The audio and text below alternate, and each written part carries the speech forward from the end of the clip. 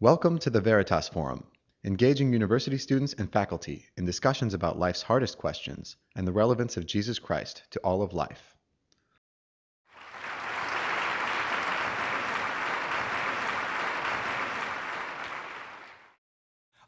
Let me begin with the first one. What is your personal worldview? And my answer to this sort of sets up my answer to the other questions. Now, one thing you might add, one thought I had when I saw this question was, well, what exactly would a worldview be? And you know, in one sense, a worldview might be your idea of what kinds of things there are in the world. But I think, you know, for the purposes of this discussion, the idea is what's the valuable stuff? What's the stuff that gives us meaning in this world? You know, what is my sense of what the valuable stuff is and what gives us meaning? And then that question in turn could be, you know, divided into two parts. You know, one might be, okay, what are the things that are the valuable things? Like, you know, eating Chipotle burritos, playing basketball, you know, what are the valuable things? The other is a more meta question, like what makes something valuable at all? Like what makes it the case that something's valuable? I'm not going to explicitly address that second question, though it's going to be implicit in the way I answer the first question, what I take the valuable things to be. And the way I want to answer this question is through the lens of social roles and institutions that I find myself in.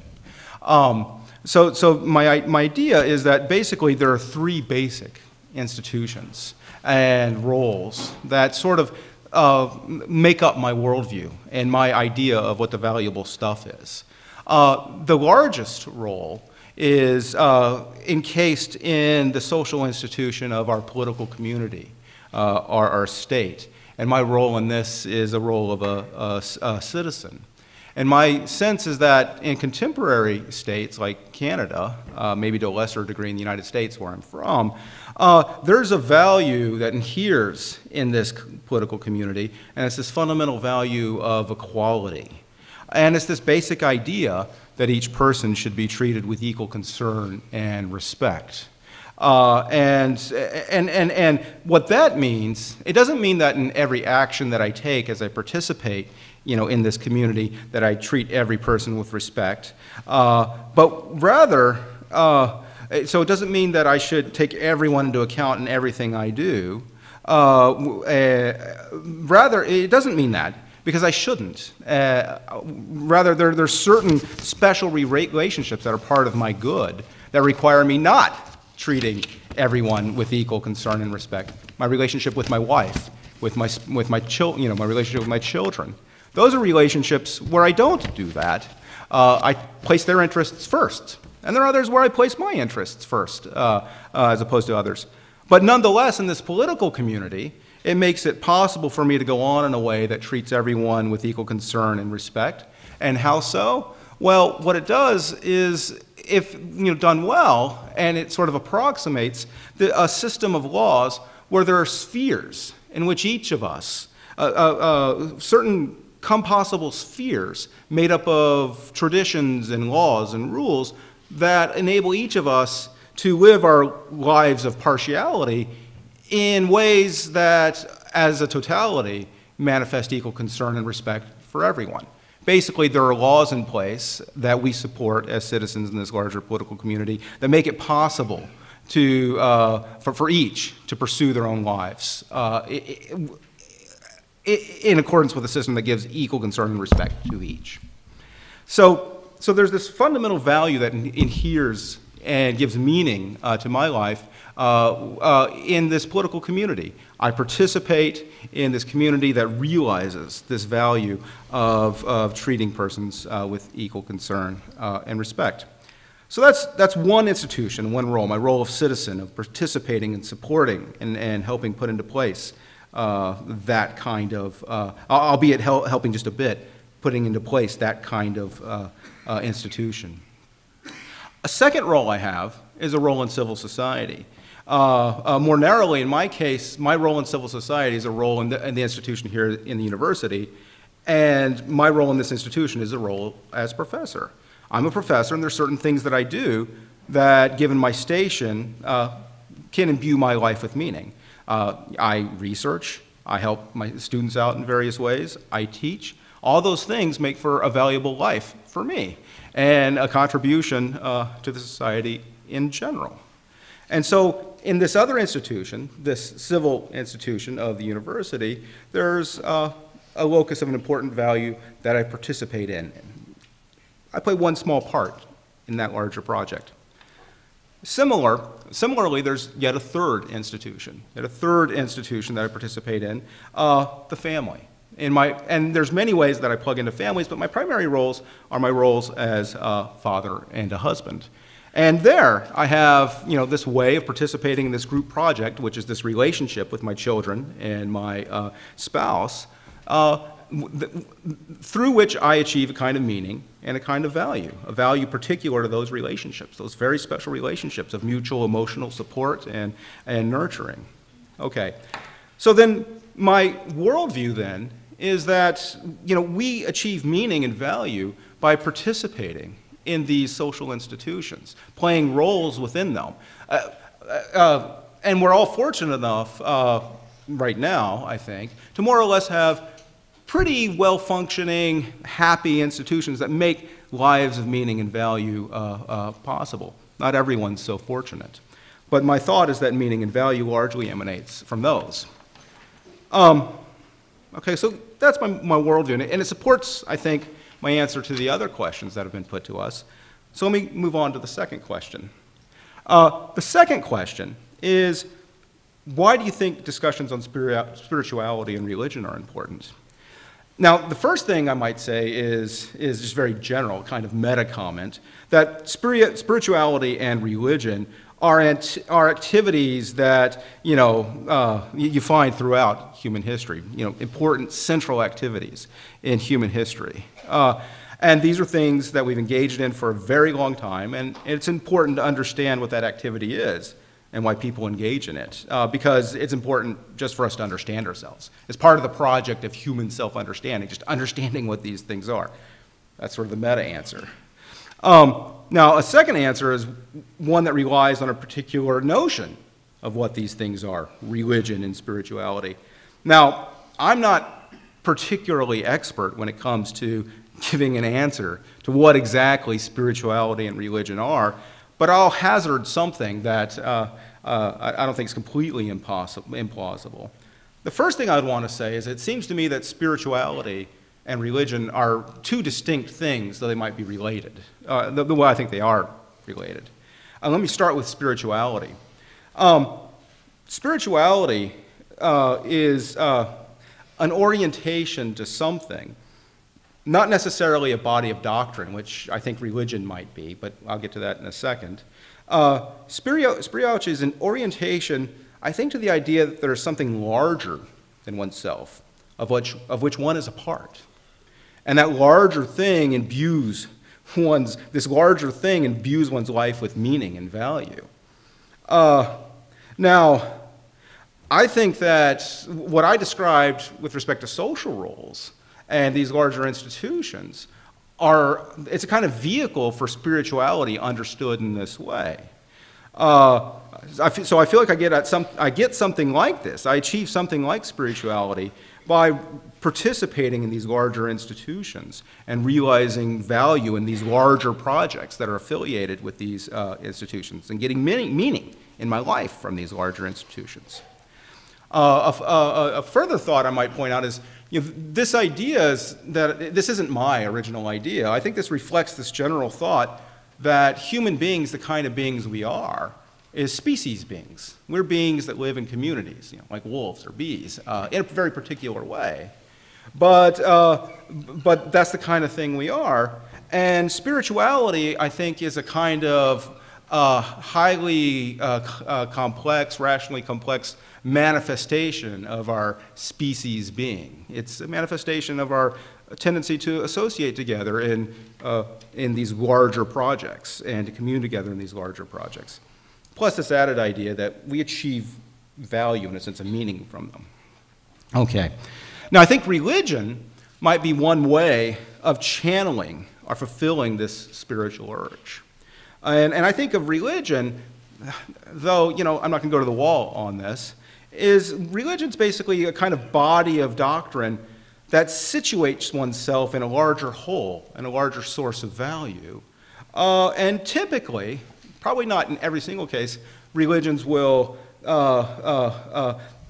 place a deity at the center of this body of doctrine in one way or another, some sort of deity that plays an important role in grounding the doctrine as a source of value.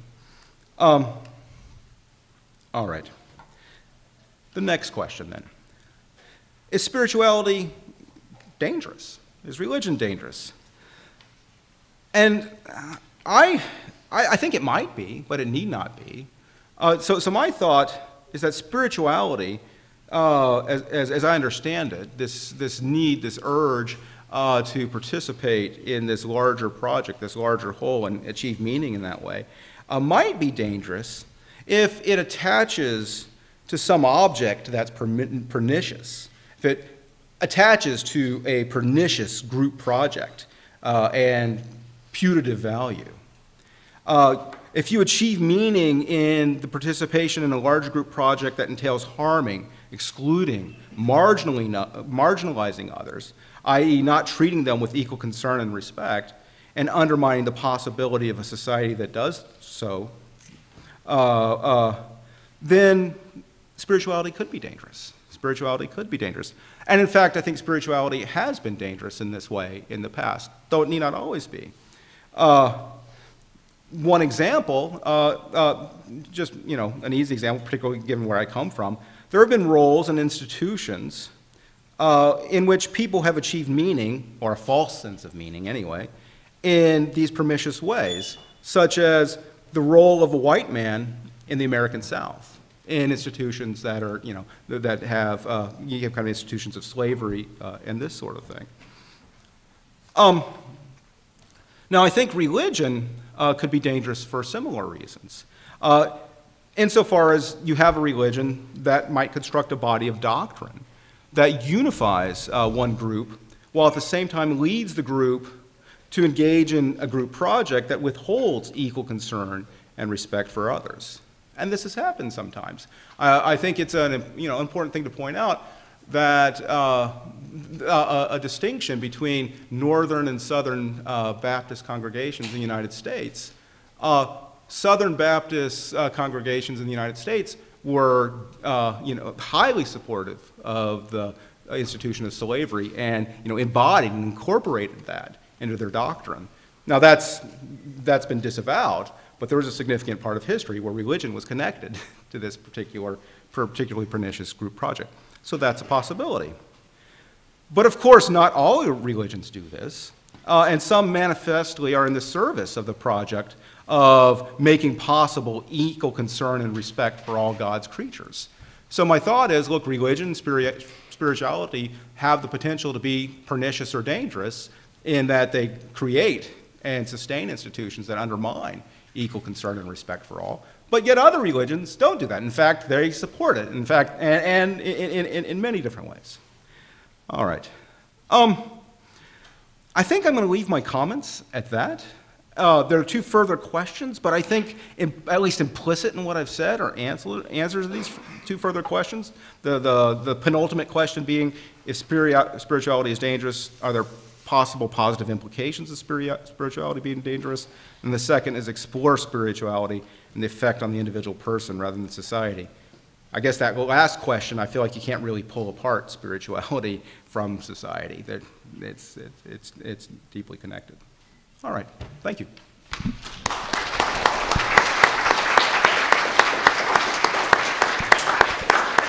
Thank you, Dr. Stefan. And now, Dr. Kirk, would you like to make your opening remarks, please? Sure. Well, first of all, I would like to thank as well the organizers of this event, the Veritas Forum, and all the people who are involved in it. And it's also a privilege to participate in this discussion with Dr. Sciafarra. Now, I would like to just say as to why this is important. When you consider the number of people in the world and throughout history that have been religious of one sort or another, there seems to be an indication that there is a spiritual component to humanity when you look at the number of religions and the number of people involved in it. And even as the number of people in North America who are involved in one of the traditional religions is declining, what we're seeing is an increase in the number of people in North America who are embracing more superstitious beliefs. And for this reason, I think that discussions like we're having this evening are important, and it's a good thing to have them. I want to begin with defining a couple of terms, and then I also will proceed then to briefly explain my own worldview. And then I want to address what I see the main question being, and that is spirituality or religion dangerous? So let me begin with defining a couple of terms. I would take spirituality, and these are just my own perspectives on these terms. I would take spirituality as the ability to perceive the things that are not reduced to merely molecules and the laws of physics. For example, it would be the ability to discern right from wrong, the ability to perceive beauty, and the sense of the supernatural. So this would be more of an ability to perceive, a sixth sense, as you will, but not in the normal sense of the term sixth sense. Religion is a little bit different. It is how one expresses and practices one's spirituality. It could be formal, as in having a well-defined core set of beliefs, or it could be very informal and vague, and a lot of Canadians today have more of an informal and vague application of their own spirituality. I would suggest, and this is arguable of course, but I would suggest that spirituality without action is relatively benign. It's only when one begins to act on the basis of one's spirituality that the potential for danger or benefit arises. And so for this reason, I would like to focus my main remarks on the question, is religion dangerous as opposed to spirituality, if religion is the application of spirituality? Now, to clarify my own worldview, my own spiritual and religious beliefs, I would say that I was a Christian, but I find it's very important to clarify what I mean by that. I need to define what I mean by the essence of Christianity, and then clarify what I mean by Christian in that context. So the essence of Christianity, as I see it, would have a few different components. The first is that there is a God that exists, who is not only the origin of the universe, but the origin of every good thing given and every perfect gift. And when you think about that, he is the origin of beauty, flawless beauty, indescribable honor and love, the origin of flawless justice, the origin of music and art, the laws of nature, and so forth. The problem is that if we have violated our own moral intuitions, then how much further short have we fallen of a being who is the personification of justice and purity itself? So this creates a problem for God. So part of the essence of Christianity is resolving this problem as to how flawless justice can be satisfied for our moral shortcomings, so that then perfect love and honor can be satisfied. So that at the core of Christian belief would be this idea that God actually became a human being to fully satisfy the demands of justice for all of humanity, so that he could then fully satisfy the demands of honor and love for humanity. And he did that in the person of Jesus of Nazareth. So to become an authentic Christian, one must accept God's pardon for our moral violations that he offers us through Jesus of Nazareth, Jesus Christ. That step, if taken, is what is described as putting your faith in Christ for forgiveness of sins and the acceptance of eternal life. Essentially, what I did was stake everything, including my eternal destiny, on Jesus Christ and what he did. And the result, and this is the final point in the essence of Christianity, the result is that one then becomes spiritually alive. God begins to change the person from the inside out and make that person into the kind of person he intended or created that person to be. So that would be what I call the essence of Christianity. And so when I say I'm a Christian, it's within that context, but there's one other thing I need to clarify, and that is two kinds of Christians that Jesus talked about, because I would only be one of the two kinds. One I would refer to as the contradictory Christian. It would be those people who would claim to be Christians and actually be religious in the sense of observing certain rules and rituals and perhaps attending church from time to time. But the way that they live contradicts the teachings of Christ. And the other kind of Christian I would describe as simply the authentic Christian. That would be those people who have sincerely put their faith in Jesus Christ and who are now experiencing a personal relationship with God as a result. And the primary distinction between the two was summarized by Jesus of Nazareth in one sentence. He said, with regard to all the people claiming to be followers of Christ, he said, "You will know them by their fruit." In other words, you will know them, they will be a steady and ongoing positive change in that person's life that unfolds over months and years. So when I say I'm a Christian, I would claim to be an authentic Christian, a person who has actually taken this very seriously and put my faith in Christ. Now let me move on to the main question in my mind of this discussion, that is religion dangerous? My short answer is yes and no. To clarify, I will argue that there are at least two ways that religion can be a dangerous thing, and at least two ways where it can be of great benefit. So let me move on into my first danger. The first danger is that religion is like national security.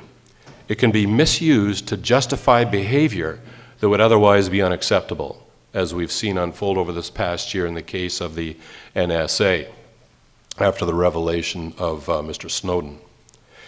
People do bad things.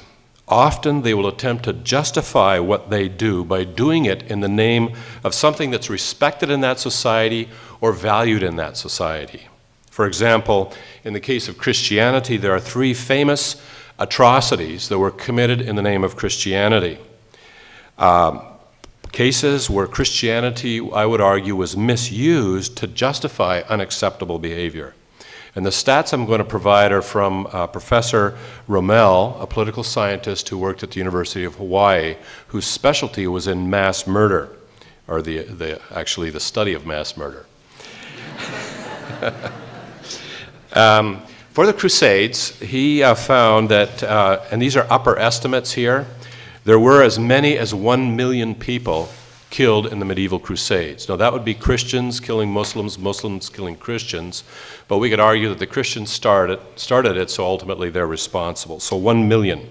The Spanish Inquisition killed right around 350,000 people.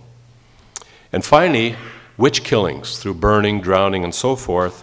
It's thought that there were as many as 100,000 women killed because they were accused as witches. So that brings the total, the upper limit for that total, to be just over 1.4 million people who were killed either in the name of Christianity or Christianity was used to try and justify those actions. Now, when you hear instances like that, there is a question you really need to ask yourself, and that is this. Is that actually what Jesus taught? Is that how he treated people? Jesus said that the second greatest commandment was to love your neighbor as yourself. Is that loving your neighbor as yourself? Or is that an example of a contradictory Christian? So people have committed atrocities, attempting to justify them in the name of religion, and I've taken Christianity since that's what my worldview is, when in fact the atrocities that they committed were in flat contradiction to the teachings of Jesus Christ. At best, this would be an example of the contradictory Christian spoken of by Jesus. The second danger of religion in general is that it can be like taking a wrong turn in a burning building or a sinking ship.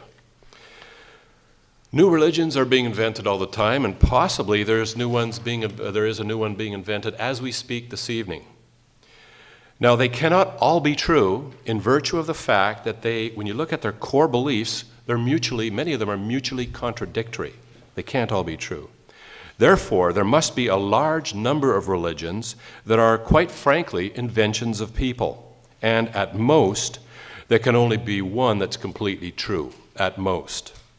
Now, given this state of affairs, if it is true that this life is only the first fleeting step of an eternal existence and that our eternal destiny hinges on where you place your faith, then placing your faith in a religion merely invented by human beings could be the most dangerous thing that is possible to do in this life. Similarly, there may be so many religions in the world that are invented by human beings that the person looking at them is bewildered, and they seem to have mutually contradictory beliefs. And the danger exists that they may actually conclude that all religions are bogus, in which case that would be a terrible mistake as well. It is like a burning building that has only one way out, or a sinking ship where only one corridor out of many leads to the surface, taking the wrong turn in your attempt to save your life.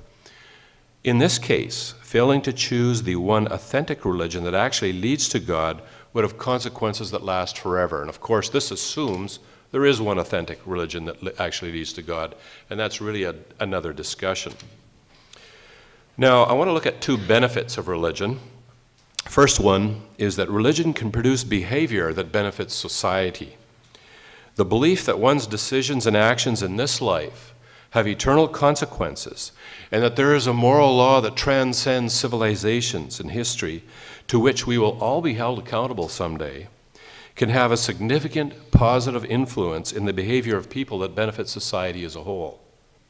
For example, in a paper titled The Origin and Evolution of Religious Pro-Sociality, published in the journal Science in 2008, the authors noted that, and I quote, "Experimentally induced religious thoughts reduce rates of cheating and increase altruistic behavior among anonymous strangers. Experiments demonstrate an association between apparent profession of religious devotion and greater trust. Cross-cultural evidence suggests an association between the cultural presence of morally concerned deities and large group size in humans." In a more informal note, British journalist and atheist Matthew Paris wrote, who had a lot of experience in Africa, stated, and I quote, "As a confirmed atheist, I've become convinced of the enormous contribution that Christian evangelism makes in Africa. Christians, black and white, working in Africa, do heal the sick, do teach people to read and write. The Christians were always different. Far from having cowed or confined its converts, their faith appeared to have liberated and relaxed them. There was a liveliness, a curiosity, an engagement with the world, a directness in their dealings with others that seemed to be missing in traditional African life. They stood tall." End of quote.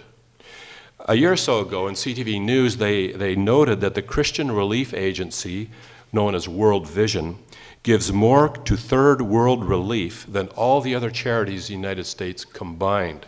And many of those charities were Christian-run as well. So the belief that there is a moral law that transcends societies, that we will be held accountable after death, and that our actions in this life actually have consequences in eternity, can produce behavior that is of great benefit to society. And finally, the last benefit will be more the individual benefit. For the individual, if it is actually possible to know the creator of the universe, the one who is the origin of beauty, the origin of honor and love, the one who is the origin of justice and music personified, and the one who is the origin of every good thing given and every perfect gift, if it's actually possible to know such a being, and if there is a true religion that actually makes this possible, and that's a big if, granted, but if there is, it would be the most wonderful thing that a person could ever possibly experience. In my own view, this benefit actually begins in this life. I've had a good life. I've experienced a lot of life's exciting things, but I would have to say that the most fulfilling thing I've ever experienced by far is the presence of God. Nothing compares with it. There's a quote from the Bible that states, "Things which eye has not seen and ear has not heard, which have not entered the heart of man, all that God has prepared for those who love him." So in conclusion, in answer to the question, is religion dangerous? I've said yes and no. It can be invoked in an attempt to justify evil actions, and if there are religions that are mere inventions of humanity, they can lead a person down the wrong road. But there are also pro-social benefits to the person and to society. And if it's actually possible to know God, and there's actually a true religion that leads there, then it might be the key to the most wonderful thing a person could ever actually experience. Thank you, Dr. Sciafarra. Sorry, Dr. Durston. We've heard the opening remarks now, so now we're going to give our speakers an opportunity to respond, to reflect on what they've heard, and hopefully begin a dialogue that they'll have questions back and forth. So I'm going to ask Dr. Sciafarra to make his response and offer or ask whatever questions you would like to, sir.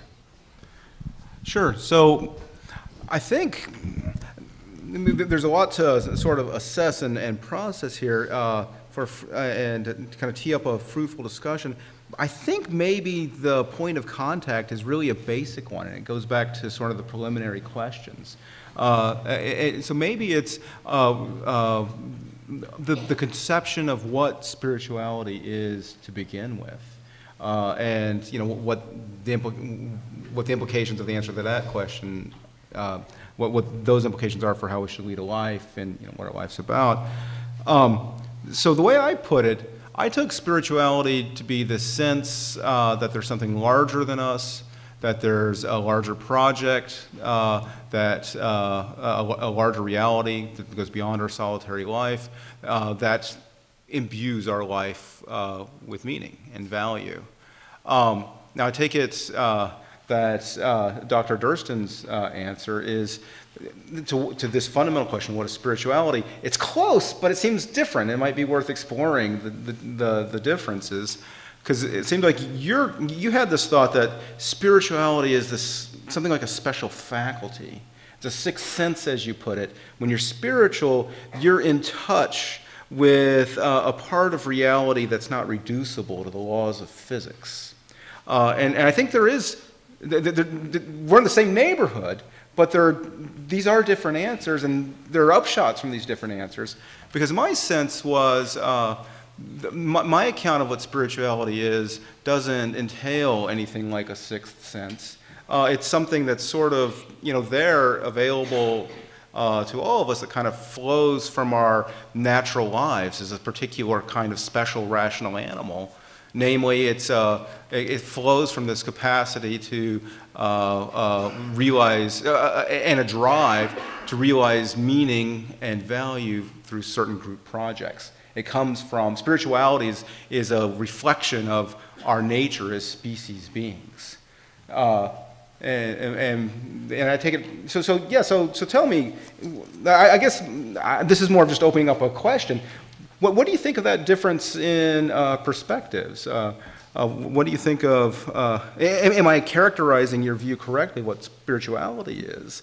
How do you think they contrast? Well, I think you've done as I said, this is my own definition of the word spirituality, so I think there's certainly a lot of room to hash this out and refine and fine-tune it. But I thought there was some similarity there as well. For example, you said it was an orientation to something larger than oneself. Perhaps the difference would be in how much larger than oneself. Is if it's my thing is that if it's just reducible to physical reality, laws of physics and atoms and forces, then that's not really larger than what I'm already composed of, and it's not really larger than what the material world around us. I would take the larger than oneself part to extend beyond that, whereas I think you're really looking at the material world, I think. I think so. I think that's a key distinction between, my thought is that spirituality doesn't necessarily have the sixth sense component. It's just the sense that you belong to a larger project that imbues your life with meaning. And religion's one way, and a D&T infused religion is one way of realizing that particular project, that particular drive. That reminded me of I was at the pub with some atheists just before Christmas, and we were actually discussing whether they should call it, is spirituality dangerous or religion? And some of the atheists said, well, am I spiritual? One atheist beside me says, I'm a very spiritual person. And so obviously the definition of what we mean by spirituality is, well, when I looked it up actually in Wikipedia, they said there isn't really any agreement on what this means. So I thought, well, fine, I'll make up my own then. Right. Just on my own intuitions. But I think that there is similarity, and that's the orientation to something larger. It's just what that larger thing is. Right, and whether it's continuous with the natural world, or if it's something that you lose something if you don't entertain something beyond that, something that goes beyond that. Yep.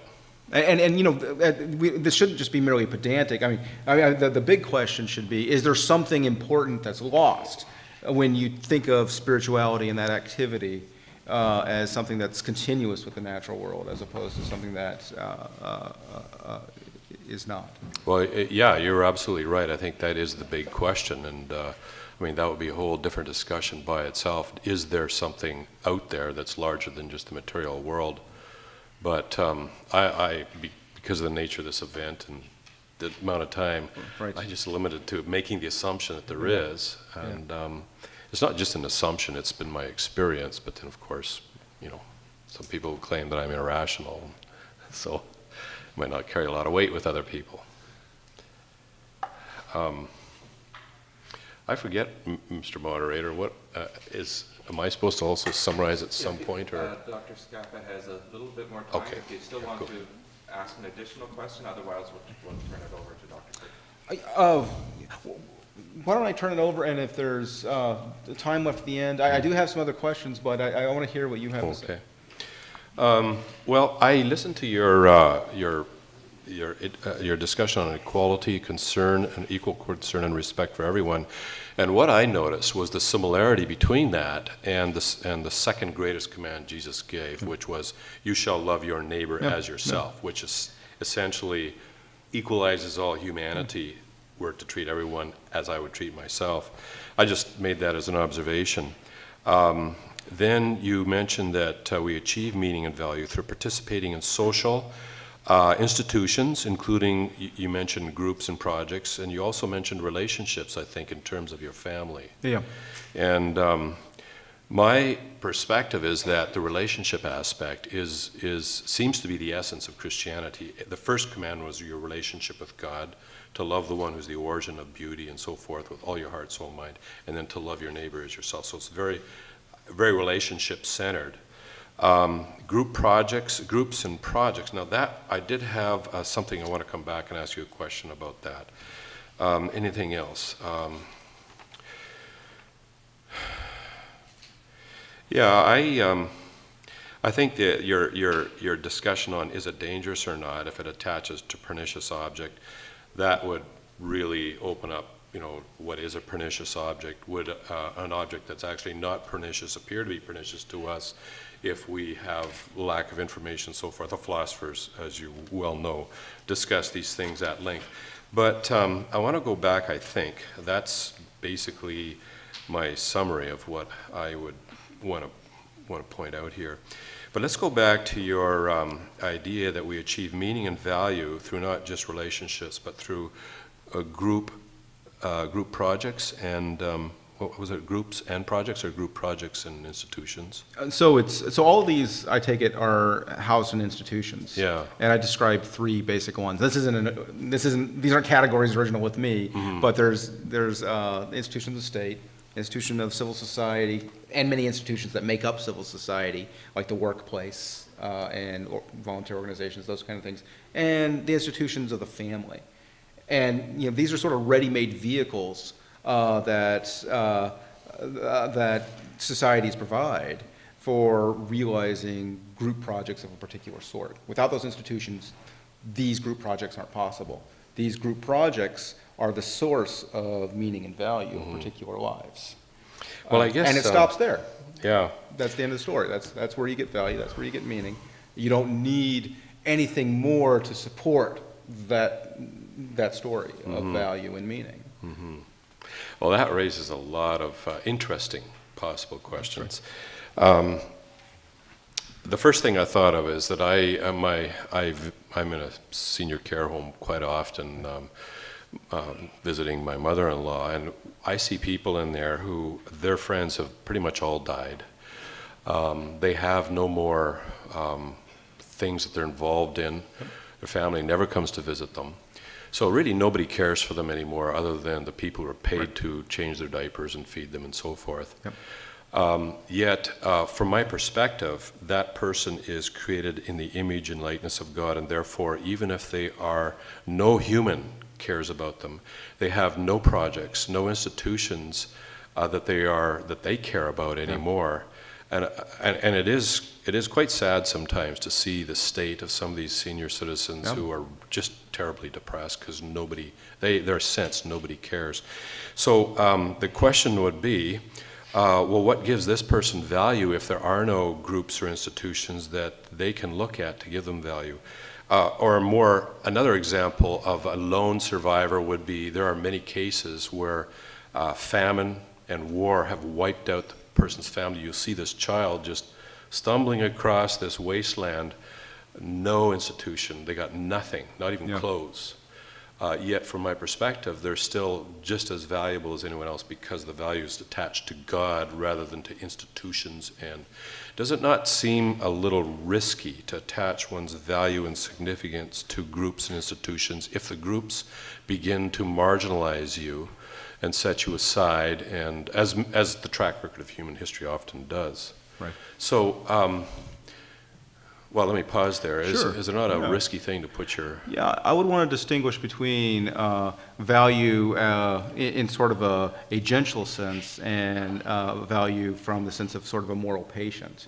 So this person in the nursing home, they are valuable as a moral patient. They're someone who's owed equal concern and respect.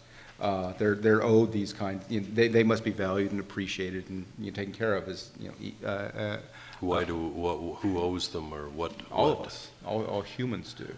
Okay, but there's a okay. Let me. Then the other part would be, now there's a tragic possibility that many of us realize, and this is part of the difficulty of growing old in a world with our medical capacities. We outlive. Our bodies live on beyond the point where we can achieve meaning and value, our sense of a meaningful life, a valuable life through our institutions, because we can't do it anymore. We can just sit there in bed and reflect on maybe what happened in the past, but it's tragic and it's suffering. It's a kind of suffering. And it's a tragic possibility for human beings. Those persons are owed equal consideration and respect, but they are suffering, and they're suffering precisely because they've lost the possibility of sustaining, of realizing this distinctive human capacity, achieving meaning and value through participation in group projects. I'm fascinated by your statement that they are. I mean, I would agree that they are owed that. The question is, why are they owed these things? What is it that, and you mentioned some sort of moral, I think you said moral, there's moral reasons to value a person. That's right. They are owed our respect, they're owed value and significance. I mean, speaking from looking at the animal world, for example, pragmatically speaking, when an animal just can't keep up, and I was raised in a rural area in Manitoba, it's not pretty what happens when they just can't keep up anymore. They first of all can exhaust the resources of the pack.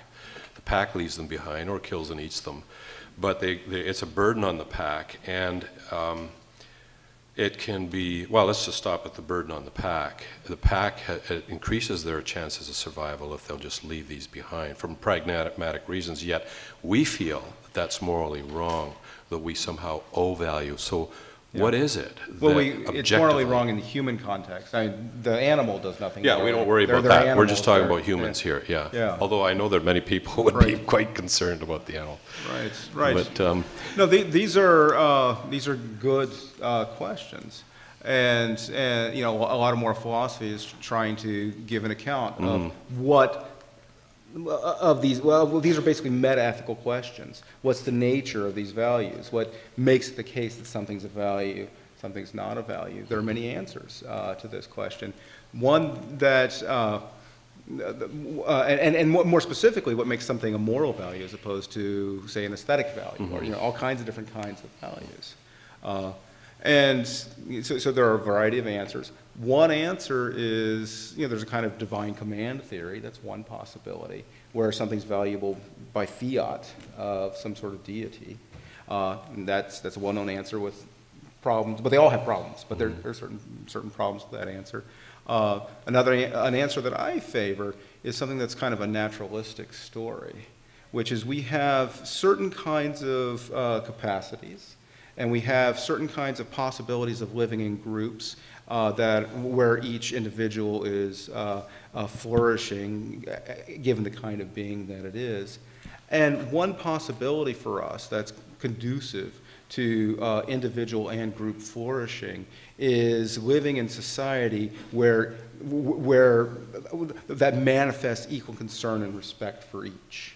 It allows, it gives possibilities for each being to flourish on its own. And interestingly, given the kind of creatures we are, it enables us to work in cooperation and flourish and produce all kinds of things in community. But this is completely a naturalistic story. But that there's a kind of naturalistic equilibrium state and potentiality of persons that locates value for that kind of being, and it's sort of the fundament. It's the fundament of morality and value for us, these rational beings. Okay, so as you probably recall from C.S. Lewis, sometimes people tend to compare different moral ideas, and so you presented your moral idea here that there's some benefit in, let's say, the senior citizen who no longer can contribute anything, especially if they have dementia, nothing to society. They are a burden on the resources of the rest of society. And another, but yet we have a moral duty to value and cherish that person. Let's take another society whose the idea of morality is that it's morally wrong to cause deprivation for the rest of productive society if you have people that have outlived their usefulness and so forth, and then we commit, euthanasia or whatever, we dispense with them. And that's their moral theory. Now, you would probably say that your moral theory is better than the ones where anybody with dementia and no longer is productive and stuff is bumped off. I don't know if you would or not, but even if you didn't, most of us would probably say one theory is better than the other. What are we comparing these moral theories with when we say one is better, morally better than the other? There must be something higher that transcends both your moral theory and this other theory where is more pragmatic. Right. So what do you ultimately evaluate your moral theory with? So my thought is that this value of equality is something that's actually implicit in the kind of beings we are. That norm is for a variety of reasons a norm that instantiates a particularly successful kind of society, both for the individuals and the society as a whole. And this is a norm that's going to apply to human agents, because it's something that is distinctive of human agents. I think I could say more about that, but that's the idea. Now, you might imagine that maybe there are some kinds of beings that are similarly rational, they're capable of complex thought, but biologically they're just composed differently, and they have a different set of inclinations, and their potentialities and their possibilities for living in groups are different than ours. Well, at that point, you're really at a loss of what to say about those guys, because this logic and this whole system applies to human agents. It's not going to apply to these different kinds of beings who just share our rationality. Or it may or may not. It may or may not. That said, well, I guess I could just stop there. So there wouldn't be this extraordinary universal applicability, but it'd be pretty darn universal applicability. It's something that applies to human agents, human communities, human societies. So I have a question for Professor Sciafarra.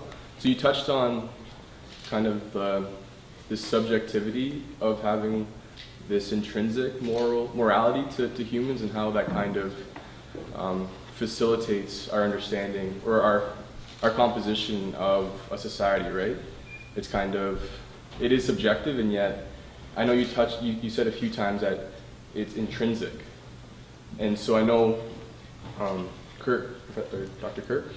You just call me Kirk, that's Kirk. fine. And I know Kirk is more of, this altruistic morality is what is the foundation of our society, or what will build a healthy society well. While on the other side, the humanistic side, there's more of, it is a bit subjective, it's more subjective. However, intrinsic in some senses. So I was wondering if you could flesh out the intrinsicness of our morality. So I take it the big distinction isn't necessarily an altruistic or self-interested distinction. You said altruistic. Yeah. And the other term you use is an intrinsic. So, yeah, and sometimes you use subjective. yeah. And so those have particular meanings as well, or traditional meanings. I took the key contrast between our two pictures of spirituality and maybe ultimately of value, I'm not sure,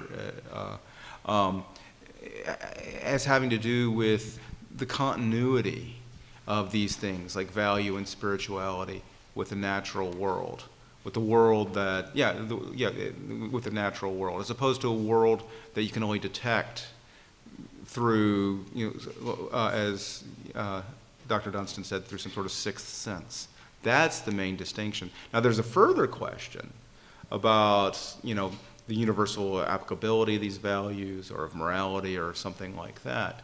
But I think that might be orthogonal. I mean, I think you could have views, naturalistic views, that are highly universally applicable.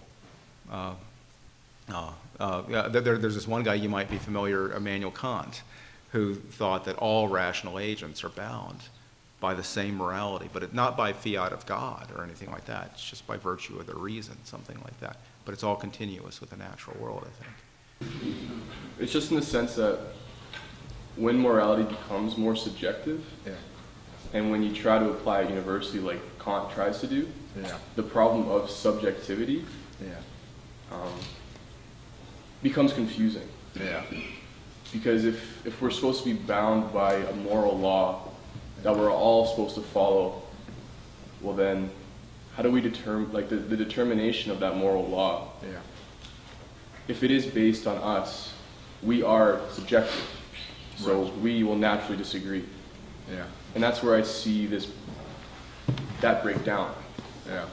Right? Because we're trying to apply something universally, but the essence of it is not universal, it's subjective.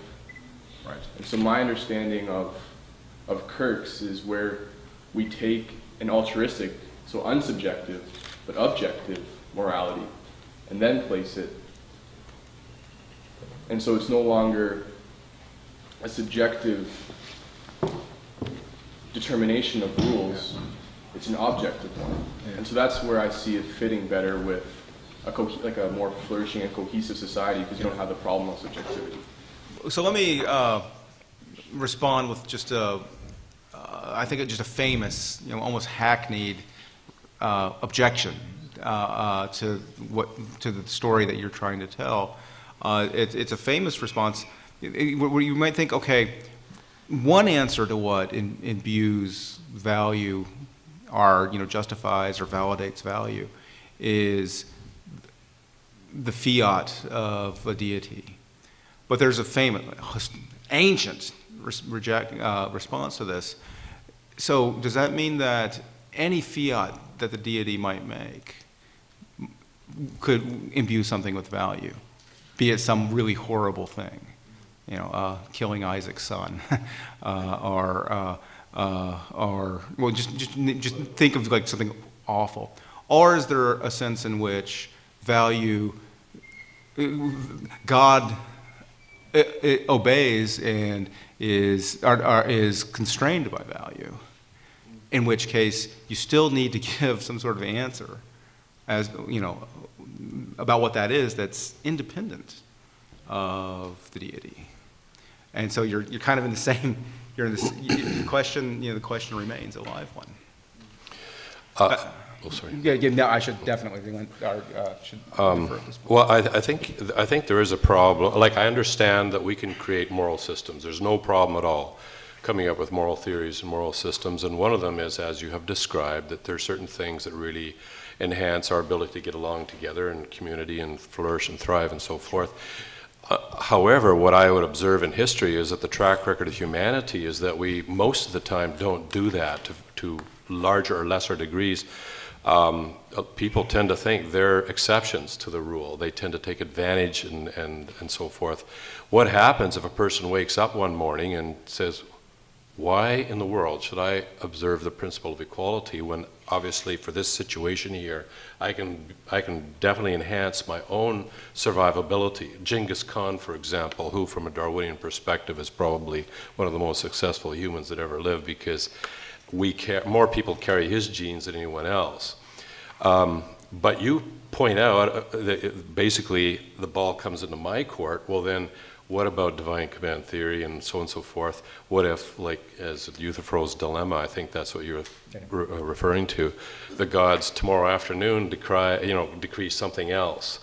My own view on this, and this is my own personal opinion you're getting again, but Alvin Plantinga, the philosopher Alvin Plantinga, defines God as a maximally great being. And part of that is maximal excellence, and he defines that as that degree of excellence beyond which it is not logically possible to be more excellent. So there's this idea in Christianity in 1 Timothy that the law, all these rules were actually made for the lawless. They define what's wrong, but they do not describe a good person.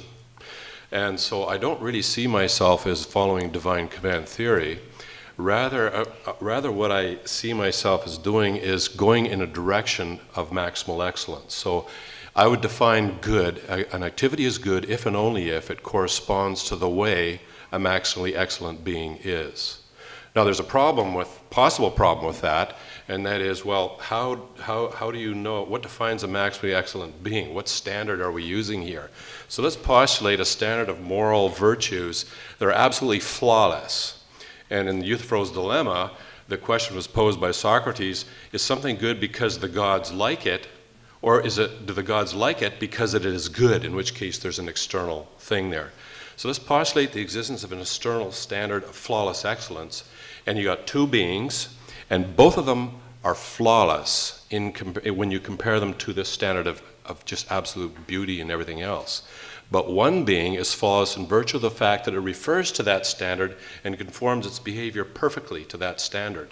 The other being manages to be perfect and flawless without even referring to that standard. At that point, this being is more excellent than that one, and so this is the maximally excellent being. And so maximal excellence describes this ability to be the origin of beauty, justice, and so forth, without needing to refer to some external standard. Well, the question, of course, is, does such a being exist? And I think Plantinga does a good job of giving an ontological argument that if there's a maximally great being in even one possible world, then necessarily such a being exists in all possible worlds. Not a proof by any stretch of the imagination that, I've got a firm foundation for my moral theory, but what I do say is that at the very least, I won't wake up tomorrow morning and say, why should I follow this moral theory? As long as I believe that there's a maximally excellent being in existence. Whereas if I put the principle of equality as my way to go, I can wake up tomorrow morning, why should I treat everybody equally when it's advantageous for me not to? And millions of people do it every day. And humanity still survives just fine, and we reproduce and whatever. And I wouldn't say, maybe just fine is not a good word to use, because I don't think things are just fine when you look at the news. My worldview is that humans have intrinsic worth. How's the Christian view of God's image different from this? What makes one view superior over the other? I guess being a Christian, probably should give a stab at that one. I don't think it's different, because if you are created in the image and likeness of God, and image and likeness, people wonder, well, what is that? Like, people don't picture the Trinity walking around with 2 legs, 2 ears, and so forth. The member of the Trinity who represents God in this world, who is the exact, all the fullness of deity dwells within, would, of course, Jesus had 2 arms and 2 legs, but I'm getting off on a track here. Bottom line is that it's intrinsic to us. If we are created in God's image and likeness, that is part of what we are, part of our essence, and therefore we do have intrinsic value. But I have an objective grounds now for believing that we do. My objective grounds are God has created us in his image and likeness, both male and female. He stipulates that. Now, of course, whether God exists is a different question. If I found out tomorrow there was no God, then immediately I would have to reevaluate how I assign value and significance to every person here. But if you believe we have intrinsic value and worth, but the question always remains, why? Why would you believe that? What is it that objectively gives a person intrinsic value and worth, as opposed to how much money they have, how good looking they are, their athletic performance, and so on and so forth, which I think is irrelevant to a person's intrinsic value and worth. It's just intrinsic in virtue of what a human being is. Thank you for that response. Dr. Scaffa, would you like to address that? Yeah, so this is, so I guess I'm just not, I'm not particularly moved by the thought that you can't make sense of the idea of intrinsic value and worth in naturalistic terms. I'm trying to think the best way to articulate this thought.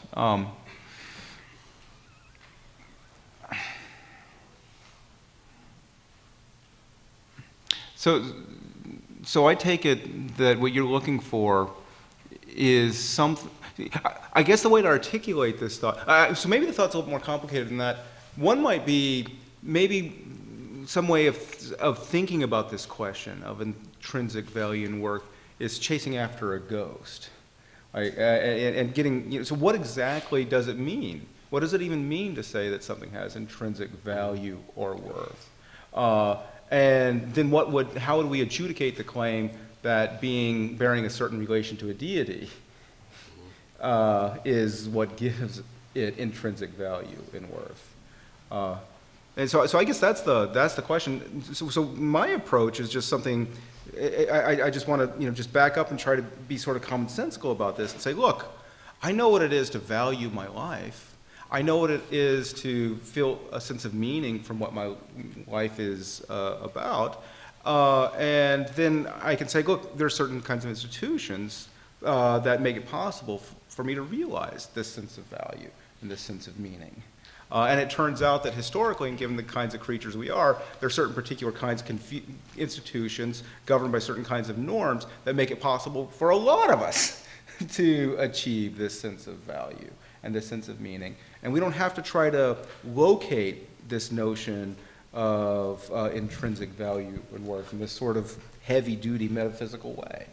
It can just drop away. It can just drop off. To both professors, correct me if I'm wrong, but I think you both agree that from your worldviews, each person deserves value. How would you explain from your worldview a person who feels no value for people? Example, a mass murderer who feels no guilt. I'm not sure exactly. I wish the person were here because I would like to ask them what exactly am I supposed to explain. I could explain their possibility. Like, there are people like this. I could tell a kind of social scientific story how they come about. But I'm not sure what exactly explain means in this context. Do you want to take a stab? I could take a wild stab and maybe, Yeah. From my perspective, I mean, if I did not believe that there are humans who have intrinsic value and so forth, having been raised in a rural area with animals and spending thousands of hours with animals and seeing that equality is definitely not a factor there, there's always a pecking order, I would tend to take the same view. In the animal world, if it's not useful, it's down at the bottom of the pecking order. At the top, it is. But I think the question is, how would I explain it if in fact there are God-ordained values that are placed on us? How would I explain that someone feels there isn't?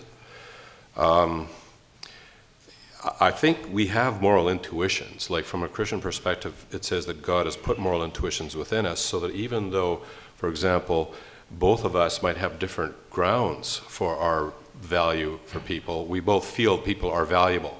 We're just maybe appealing to different grounds there. But it's entirely possible that a person, because of their childhood, because of their upbringing, because of the horrendous situation they may have been involved in as a child and so forth, that their own moral intuitions have just been trampled on. They have huge issues in other areas that have basically debilitated their ability to make good moral decisions. From a Christian perspective, it talks about this idea that the conscience has been seared, or people actually reaching a state where they have no conscience. So that's entirely possible, even if God has given us value, that we as individuals would disagree or just not believe that. Can you expand on the obligation of somebody for all of society, and that's why they should do good things? So if someone is like badly abused, or they're in an environment where they're just constantly beat or constantly abused by somebody else, and they can't see past that, right? I guess oftentimes they become these murderers, or they become these horrendous people. Why should that person care about society as a whole when his reality, he can't see society as a whole? Why should he care about the good of society? One response is one way of taking that question is what might motivate this person to care. That it's not clear what would motivate this person to care. No matter what story you told, Yeah. They're just broken. Now,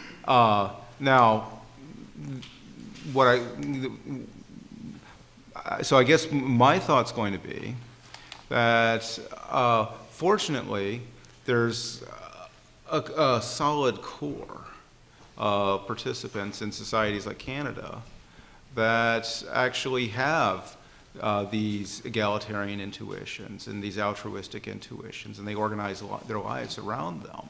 And they do care about these things, and they're just instilled in them. These values are instilled in them by their society, and also part of the story is by their biological makeup.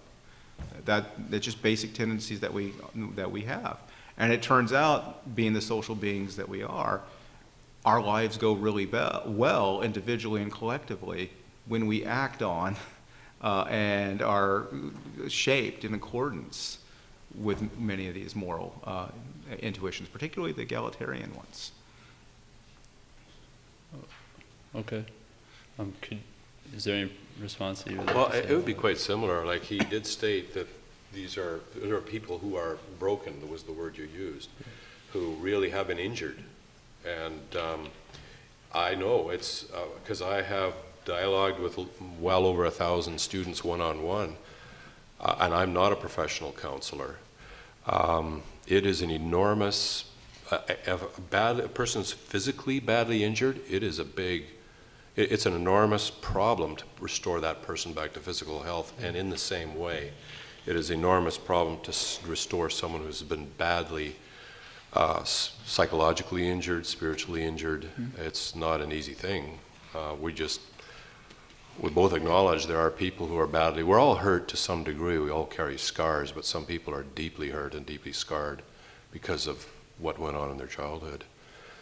I don't know if that even answers. I don't know. Yeah, I feel like the question I was actually trying to ask, I didn't flesh it out properly, but what obligation does a person whose society is it's just a child in Africa, for example, who has nobody, kind of how you mentioned it, just cradling through the wilderness, why does that person have an obligation to society because of the general good of humankind when they themselves have been so badly like, I don't know, just when like, what obligation do they have? Isn't that kind of where the moral system falls apart, in the sense when you're thinking of the good of everyone, when you have no motivation to do anything for the good of everyone? You know, you have no reason to care about the good of the world. You're just trying to get by yourself, whatever means necessary. Especially when you've been badly treated by society. Yeah, exactly.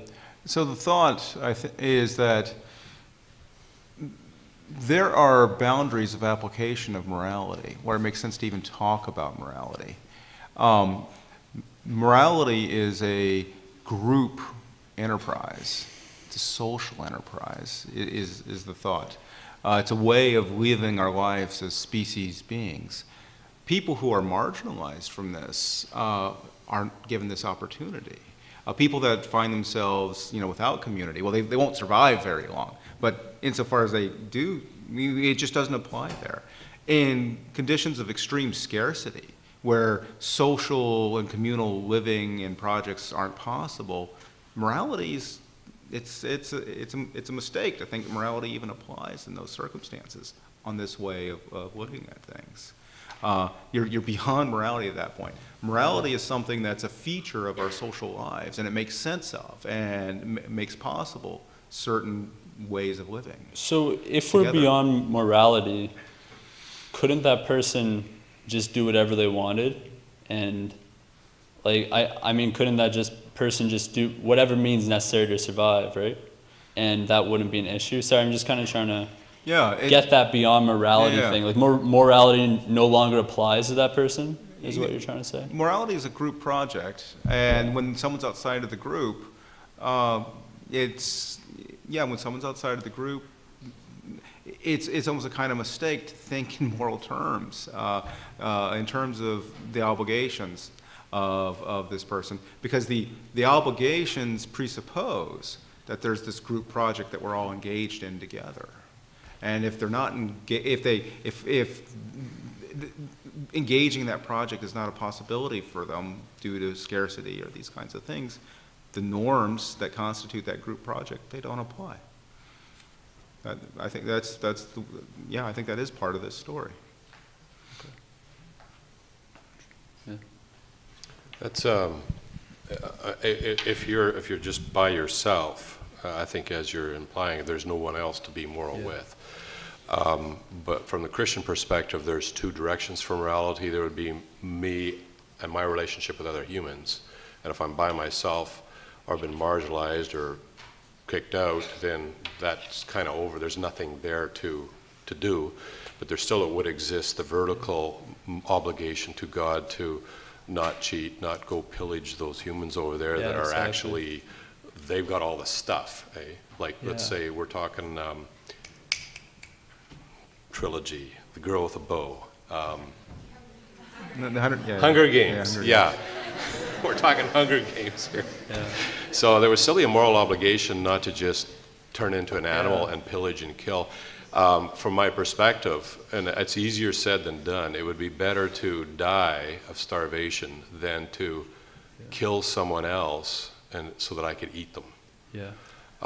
And that's just my moral, what I understand maximal excellence to be.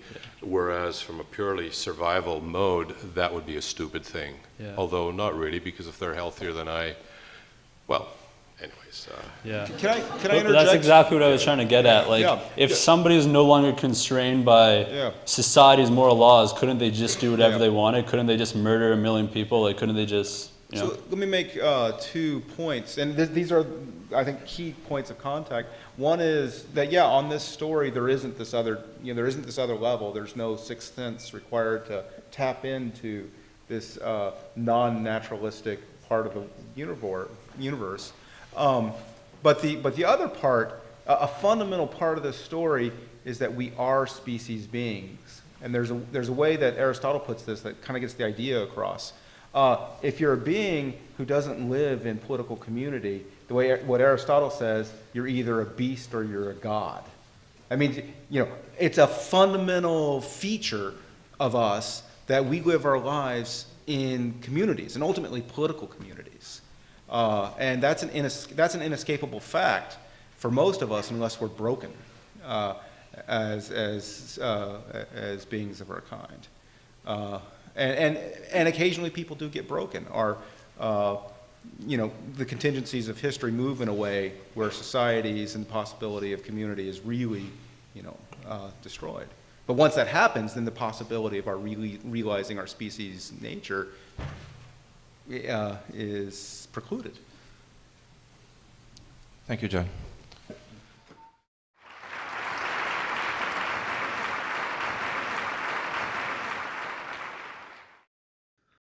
For more information about the Veritas Forum, including additional recordings and a calendar of upcoming events, please visit our website at veritas.org.